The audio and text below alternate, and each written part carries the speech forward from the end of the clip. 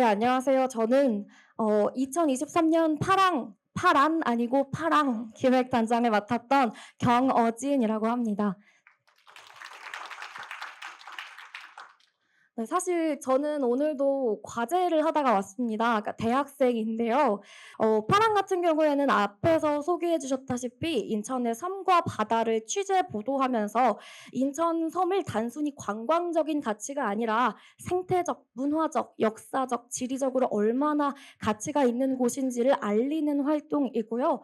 저는 그래서 제가 기획단장을 맡았던 2023년 파랑에서는 어떻게 청년들이 섬을 바라봤고 어떻게 이야기들을 만들었는지를 좀 가볍게 설명하고 싶습니다.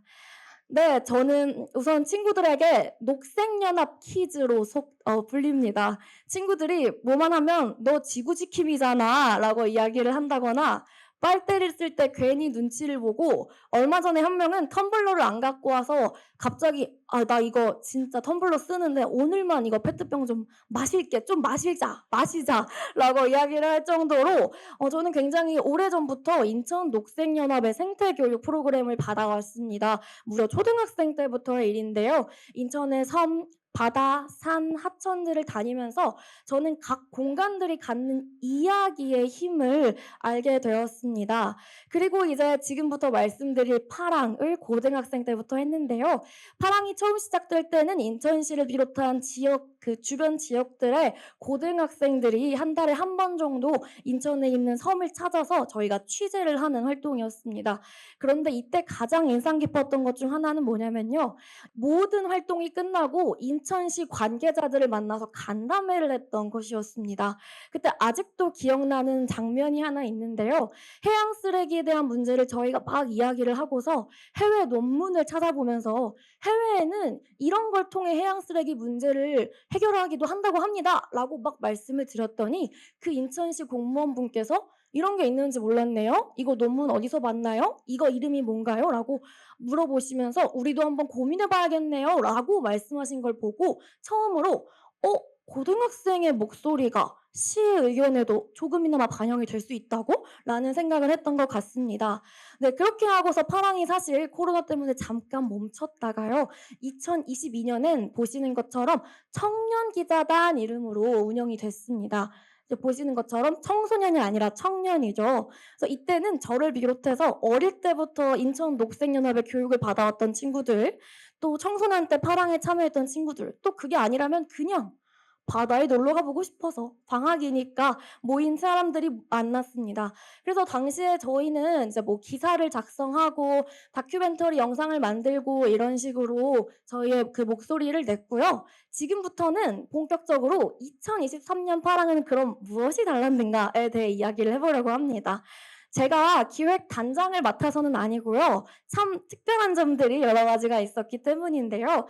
우선 그전까지는 시의 어떤 뭐 후원을 받고 인천 녹색연합에서 짜 주시는 대로 저희가 따라가는 방향이었다면 이때부터는 정말 정해진 건 단 하나였습니다. "서해 5도를 취재한다."라는 것만 정해진 상태에서 섬에서 누구를 취재할지, 어디를 갈지, 어떤 이야기를 담을지, 그렇다면 결과물로는 무엇을 만들지, SNS를 하나 팔까? 유튜브를 만들까? 영화를 만들까? 이런 모든 것들을 저희가 스스로 정하는 과정을 거쳤습니다.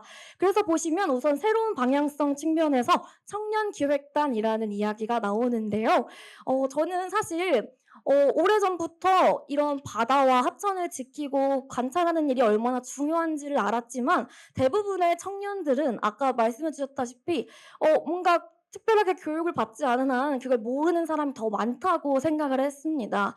하지만 아주 조금만 무언가를 보고 경험한다면 느낄 수 있을 것이다라고 특히 제 친구들이 텀블러를 쓰는 사례를 보면서 많이 느끼곤 했었는데요. 그래서 우선 가장 처음 만든 게 청년기획단이었습니다. 이 파랑 전체 활동을 이끌고 학생들과 함께 콘텐츠를 만들고 서로에게 선생님이 되어 주고 멘토가 되어 줄 기획단을 뽑은 거였습니다. 그래서 그 기획단들과 함께 이 모든 방향성을 정했습니다. 저희는 소청도, 대청도, 백령도 3개의 섬을 취재했는데요. 지질공원, 생태관광, 서해오도의 특이성이라는 것을 주제로 우리 그러면 청년기획단이 주축이 되어서 한번 이야기를 해보자라고 이 활동을 처음 기획했습니다.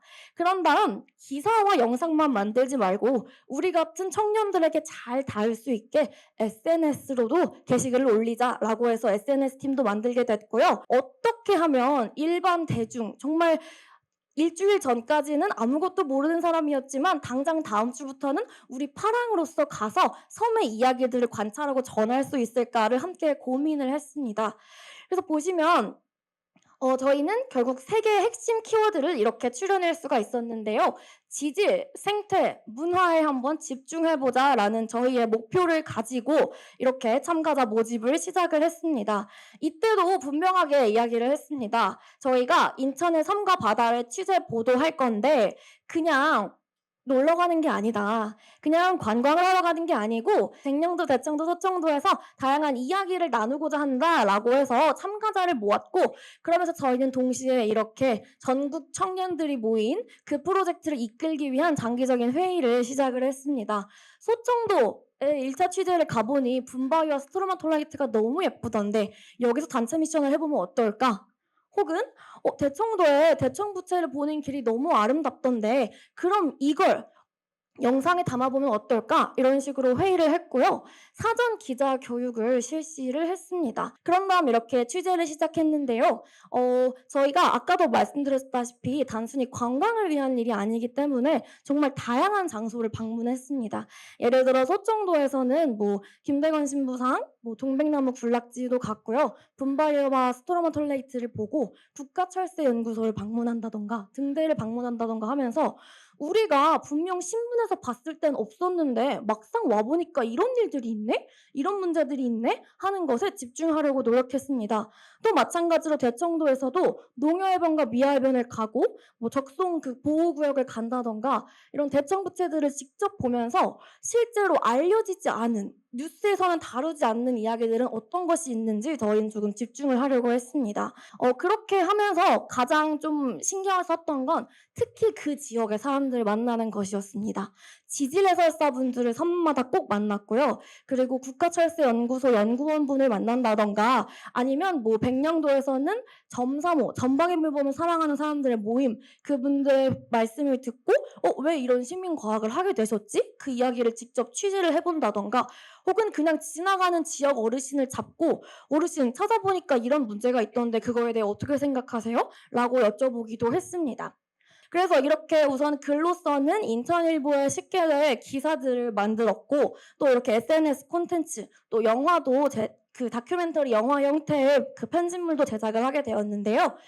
이렇게 하다 보니 가장 신기한 건 아까도 말씀드렸다시피 절반 정도는 이미 인천녹색연합의 교육을 받거나 혹은 다른 단체에서 탐조 활동을 하거나 하면서 자신이 조금 가치관을 가진 사람이었고 약 절반 정도는 정말 20살부터 시작해서 아예 이런 활동은 해보지도 않은 사람, 텀블러를 꼭 가져오라고 하니까 텀블러가 없다면서 텀블러를 빌려와야겠다고 혹은 사야겠다고 말한 사람까지 정말 우리가 흔히 일상에서 만날 수 있는 그런 청년이었는데요. 그런 청년들이 모여서 각자 서로 다른 시각으로 또 둘째는 일반적으로 발견되지 않았던 그런 것들을 이야기하려다 보니 굉장히 다양한 이야기들이 나왔습니다. 여러분 소청도는 도서벽지 추가 지역을 받지 않는 거 금액을 받지 않는 거 알고 계셨나요? 택배를 시켜도 도서백지 추가 금액을 받지 않는다던가 우체국이 아침 8시부터 문을 연다던가 군사우편과 주민우편을 모두 동시에 다룬다던가 이런 특이한 점들을 찾아서 발표되기도 했고요. 또 예를 들어 대청도에 가서는 그냥 해양 쓰레기 문제가 심각하다 이게 아니라 지역 어르신들을 막 만나 뵙다가 한 분이 아휴 이제 그만할 때가 됐지. 통발을 걷어 올리면 물고기는 안 나오고 쓰레기만 매일 2트럭씩 나와 라는 이야기를 하셔서 그런 이야기들을 담는다던가 혹은 저희가 일반적으로는 보지 못했던 그 장소마다의 이야기들을 기사, 영상, 또 미디어 콘텐츠의 다양한 형태로 이렇게 만들어낼 수가 있었습니다. 네, 사실 앞선 활동들에 비하면 '이게 어떻게 시민과학이지?' 라는 생각을 저도 준비를 하면서부터도 했던 것 같습니다. 그러면서 가장 많이 생각했던 건 단 하나였습니다. '시민과학은 그럼 무엇일까?' 라고 고민을 해 보았는데요.